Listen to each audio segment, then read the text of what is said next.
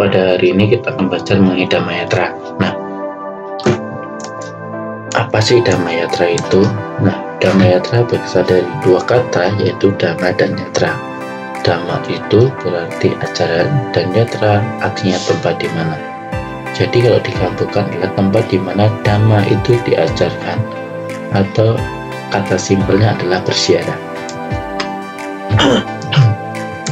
Nah, tempat yang pertama adalah Taman Lumbini. Taman Lumbini adalah tempat di mana Siddhartha dilahirkan pada tahun 623 sebelum Masehi. Terjadi beberapa keajaiban. Yang pertama, Siddhartha ketika lahir, Siddhartha langsung bisa berjalan dan langsung bisa berbicara. 7 langkah pertama, setiap langkah Siddhartha muncul bunga teratainya. Apakah sekarang masih ada? Sepertinya sudah nggak ada lagi. Yang kedua, ada namanya dua tempat yang ada di Taman Lumbini. Yang pertama adalah Vihara Maya Dewi. Di sini ada lukisan itu. Kemudian yang kedua ada namanya Villa Asoka yang didirikan oleh Raja Asoka.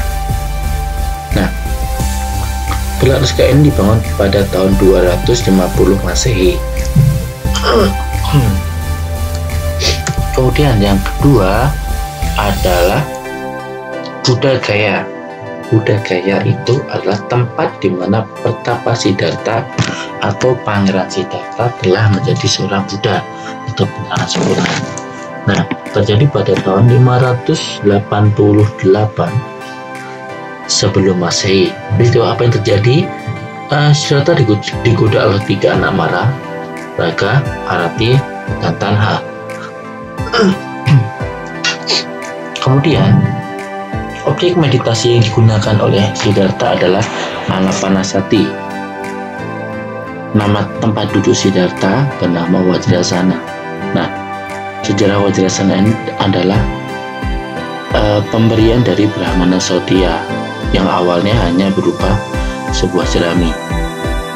Lokasinya ada di pohon Bodhi, atau namanya tempat di mana Siddhartha mencapai penanganan sempurna itu berada di bawah pohon Bodhi. Nah, kemudian menghadap ke arah timur, tepat di atas tepat pada saat matahari terbit.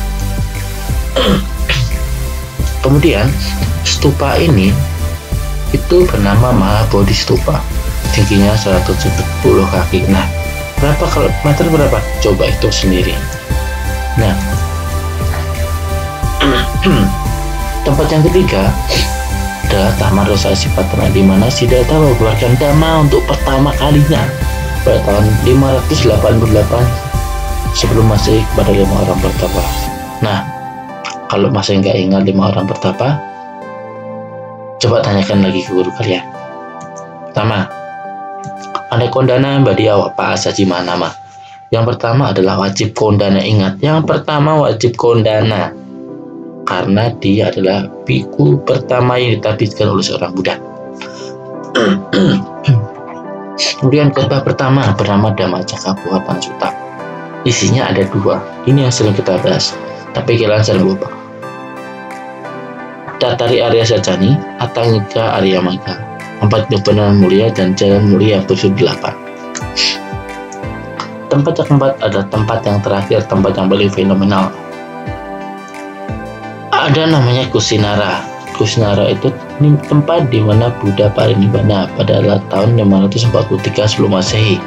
Dan khotbah yang pertama atau khotbah terakhir oleh seorang Buddha adalah Mahaparinibbana Stupa. Oh, stupa sih, sutta. Nah, itulah yang terjadi. Nah, ada beberapa keajaiban ketika Siddhartha meninggal atau Buddha meninggal. Yang pertama adalah kain terluar dan kain yang terdalam yang terbakar. Sisanya gimana? Sisanya nggak terbakar. Kemudian yang kedua adalah